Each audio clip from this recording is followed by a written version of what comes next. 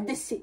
Peuple congolais, avant d'être chrétien, nous sommes congolais. Monsieur le pape, vous n'êtes pas la bienvenue dans la terre de Bakanja. Bonjour, je m'appelle Jenny Fouti. Je suis Mungala, Mouswahili, une partie Moulouba. Je suis Bena Congo, Moukongo, je le dis, je l'assume et je le proclame. Tout d'abord, j'aimerais que toute personne qui va suivre cette vidéo comprenne que ce message n'est pas fait pour manquer du respect aux catholiques. Et surtout pas à leur guide spirituel, le pape. Je veux juste faire comprendre que mon pays n'est plus un territoire à coloniser. Alors, monsieur le pape, votre Vatican avait laissé un passé amer dans la vie des Congolais. Et ça, notre génération consciente ne vous pardonneront jamais. Alors, laissez-moi vous rappeler l'histoire du Vatican dans nos terres. Car une partie des Congolais catholiques semble oublier que c'est vous, l'Église, qui avez donné votre aval aux colons barbares, criminels, racistes, inhumains, suprémacistes, Ku Klux Klan, à venir coloniser les Africains. Car c'est vous, le Vatican, qui avez confirmé que les Noirs n'avaient pas d'âme, qui pouvaient être apprivoisés comme les animaux. Non, l'Africain n'est pas un animal. L'Africain n'est pas descendant de l'homme de Cro-Magnon, car les Africains sont des descendants de l'Homo sapiens sapiens.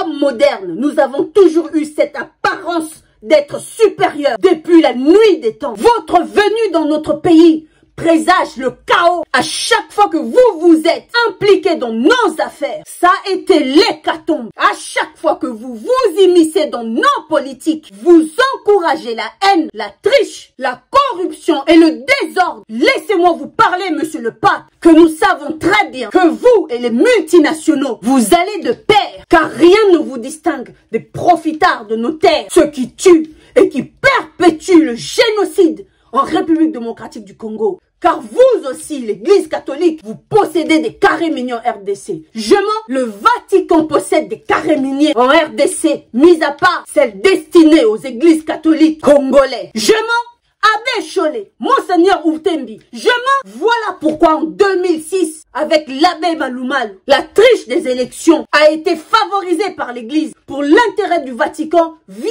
les Américains. Sous vos directives, monsieur le pape, 2011, le cardinal Echaou conteste la triche. 2 mois plus tard, il clame, il rend l'âme, il meurt. Pourquoi? Je mens.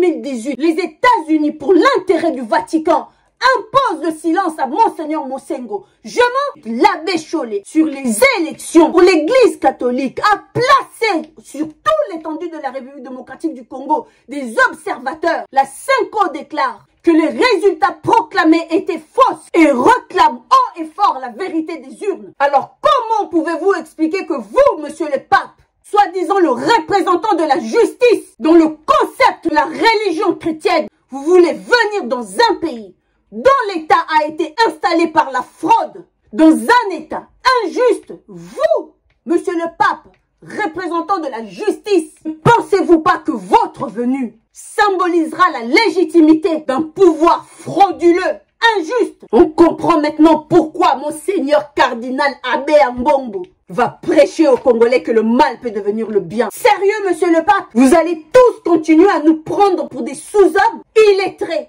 écervelés, esclaves en 2022. L'histoire nous montre que l'Église catholique, sous l'emprise du Vatican, du pape et des Américains, n'ont jamais été du côté réel du peuple congolais, mais plutôt pour leur intérêt personnel. Et maintenant, nous avons la preuve que votre Vatican, monsieur le pape, fait partie du dispositif de la balkanisation dans notre pays. Vous venez faire quoi en RDC? Demander au peuple congolais de composer avec la CENI, une CENI politisée dont le représentant est membre du Kasai Power, la clique familiale de monsieur Chilombo. Paix à son âme en avance. Il ne doit plus tenir pour très longtemps, car il doit repasser sur le billard dans 9 semaines. Bref, c'est au parti civil de composer la CENI et non les politiciens. Vous, monsieur le pape, monsieur le juste, vous venez nous faire avaler la pilule d'un pouvoir injuste, un pouvoir corrompu, de l'achat et de violation des consciences.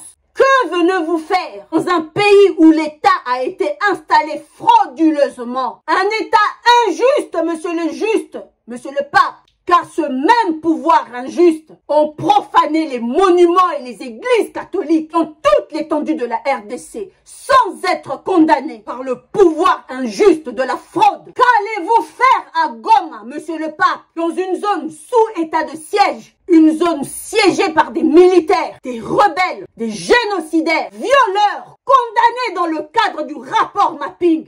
Quels sont vos intérêts, monsieur le pape? Le Vatican ne doit plus interférer dans nos politiques. Arrêtez de prétendre vouloir la paix dans le monde. Si en RDC vous avez, comme tous les États sanguinaires, installé votre ambassade, oui, le Vatican aussi a un représentant, un ambassadeur installé au nonce apostolique qui traite les affaires concernant les intérêts du Vatican. Peuple congolais, avant d'être chrétien, nous sommes Congolais. Rappelez-vous toujours de ce qu'a dit le roi Léopold II aux missionnaires du Vatican, qu'il ne venait pas nous apprendre Dieu, car nous les Congolais, nous le connaissons déjà. Et qu'on l'appelle Nzambi Mpungu, Nzambi Maweja, Nzakomba, alors le Vatican, à part son histoire sanglante sur notre peuple, collectionne les meurtres, les assassinats, les amputations, les viols, le pillage, l'esclavage du peuple congolais. Pour leur intérêt personnel, le Vatican ne nous apportera jamais la solution. Le pape ne vient pas pour contredire Oulembi, mais plutôt pour nous dire de composer avec la CNI, politisé, tricheur, qui a signé de garantir les intérêts du Vatican,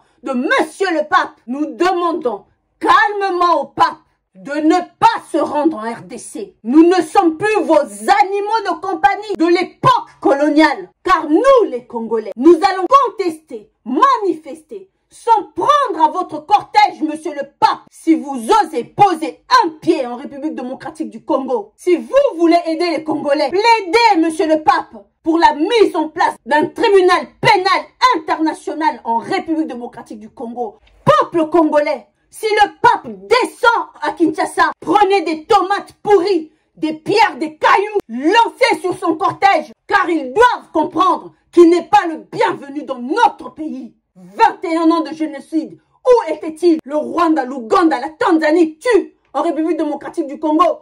Où était-il? Les femmes, les enfants, les vieillards sont massacrés, décapités, violés. Où était-il? Le Kivu a été balkanisé. Plus de frontières entre l'Ouganda et le Rwanda. Où était-il? Vient-il prendre la place du roi Philippe pour légaliser ce qui s'est passé le 17, le 18 et le 25 février en RDC?